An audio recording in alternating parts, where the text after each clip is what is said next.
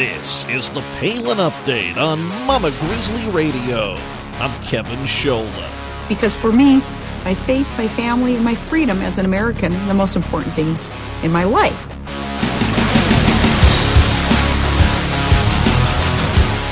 Sarah Palin knows the American family is the backbone of our exceptional country. Palin has a close-knit relationship with her family, including our guest today. Chuck Heath Jr., Governor Palin's brother, joins us. Sarah Palin promotes dads, some great candidates, and fishing. We strap in with the Colonel once again. Rob Manus joins us from Louisiana. A brand new Commonwealth Common Sense with Susan Stimpson is coming up. And just ahead, our latest edition of Steel Resolve with Sarah Steelman. First, he is a father, a teacher, an author, an Alaska gold miner, and oh yeah, Sarah Palin's big brother. A friend to the Palin Update from day one, Mr. Chuck Heath Jr. Welcome back to the show, sir. Thanks, Kevin. Good to be back. So what's happening? We haven't had you on in a while. Is it true? Did you retire from teaching? Yeah, I finally pulled the plug after 26 years and decided it was time to try something else.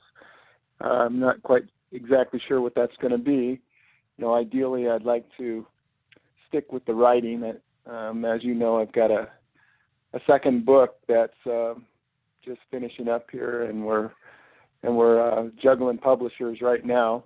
Just had an offer last week from a publisher that would probably do a good job of putting it out, and then at the very last second, the day before I signed with them, I got a call from another agent down in Florida who thinks he can get me a better deal. So anyway, we'll see what happens. I don't know what's going on. I don't know how this business works. Yeah, it's a whole process in itself. Now, I'm sure you'll certainly be missed by the kids, I'm sure, from teaching. What do you consider your top accomplishments all those years as an educator?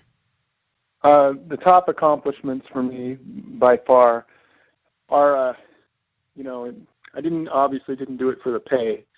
I did it to try to help kids and to change their lives. And the accomplishments to me are the kids that come back to me years later and say, you were the person that did something extra for me and sparked my interest in whatever subject it was and made a big change in their life. So that's always going to be the biggest accomplishment for me. Yeah, that's got to be an amazing feeling. You're literally changing people's lives. Now, how much has the education system changed since you started? I should write a book about that too. There you go. Yeah, because it's been frustrating, personally for me with Common Core and all of this. It's I guess I'm old school. I thought when we spent most of our time really hammering the basics, especially in math and reading, the kids, their test scores seemed to have been higher. We got more done. There was less homework. We knew what we had to do in class, and things have been, in my opinion, they've been diluted, and even teachers are confused by the curriculum now. And it's, teachers that have been around for a while, they know what works and what doesn't work. And if it was up to me, I would hammer the basics every single day. Make it fun, but just make sure those kids are going on to the next grade level knowing the basics. Yeah, I mean, it's amazing just, in everyday interaction, the things you see. I mean, for people, forget about other countries, for people to try to pick out the 50 states on a map, or, I've heard intelligent guys talk about not being able to know how to write certain letters because, cursive writing isn't taught, things of that nature. So, yeah. And we're not talking about, 100 years ago. We're talking about just a few years ago with these huge changes, and it's definitely being noticed.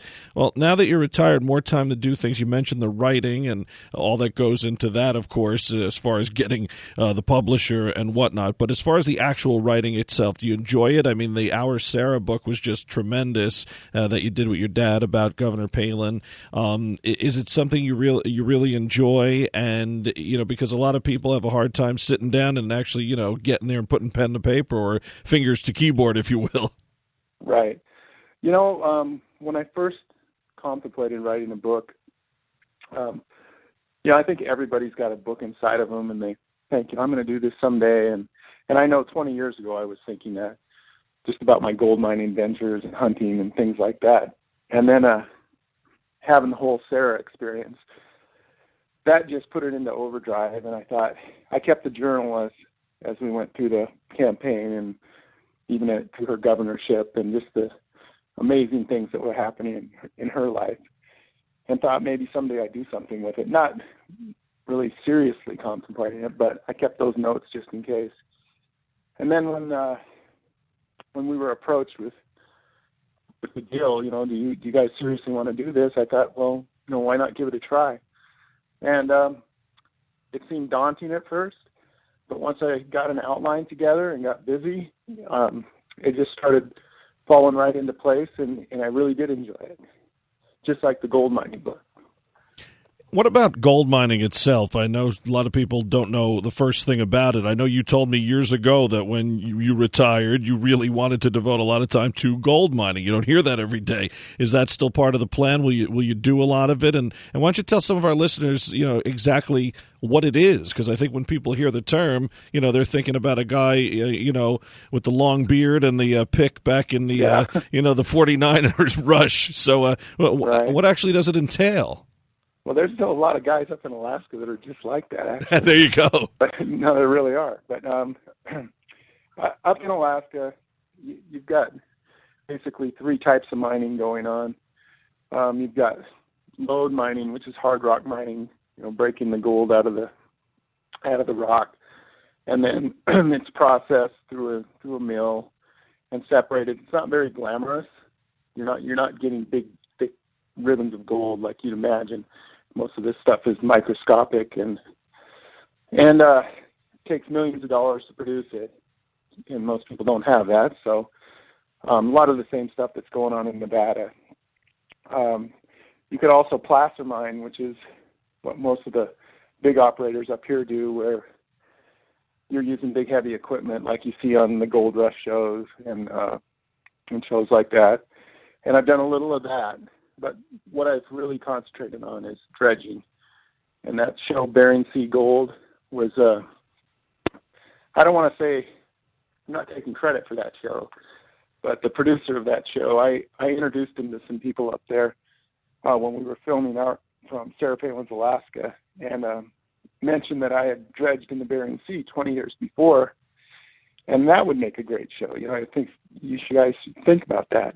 And then lo and behold, a year later, I see it on TV. So the dredging, I'm sure that people have seen the show, involves a floating craft with a sluice box on it, and then a long suction hose that goes down to the bottom of a river or creek or even the ocean and sucks up the gravel, and then separates the gravel from the gold. The gold's 19 times heavier than water. So that'll be the last thing in your box.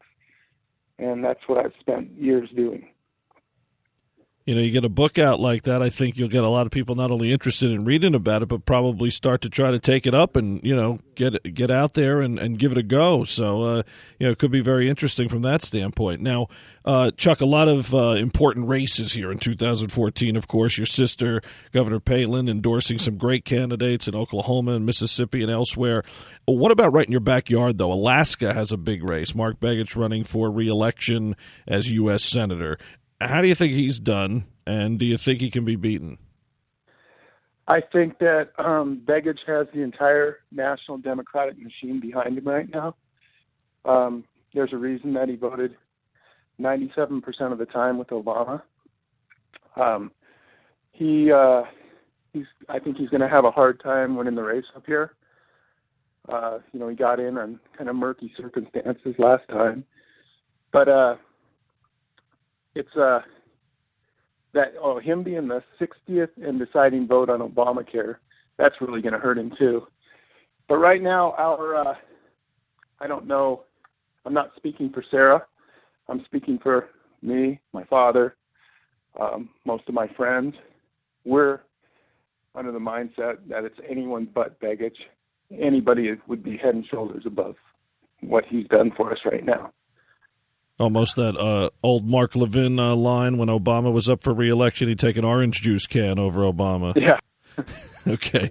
Yeah, there's just a lot of little things that have rubbed me wrong, from the way he got in to some of his dealings as mayor up here, and then and knowing that these other guys are working so hard and they're campaigning. Sullivan is getting some national money. Treadwell isn't getting very much at all. I don't know if Miller's getting any, but Begich has got triple the money of the next closest competitor. It's all outside money, and he's not put a penny of his own money in. And that's according to an article that I just read today here. Well, we're seeing this more and more nationally, these heavily funded guys, but, there is proof out there that it can be done with some of these candidates who are getting that grassroots movement. So we'll certainly be keeping an eye on that. Now, do you think more and more people are seeing how right your sister, Governor Palin, has been all along on so many issues? Often she was mocked for opinions that again and again turn out to be spot on in Alaska, in the nation, and in the world. Well, you know that, Kevin, and I know it, because we knew the truth all along, that she was speaking the truth. And she has been pretty amazing at being able to forecast what was going to happen 2 years before it actually, came to fruition. But in my opinion, she still doesn't get the credit that she deserves for this.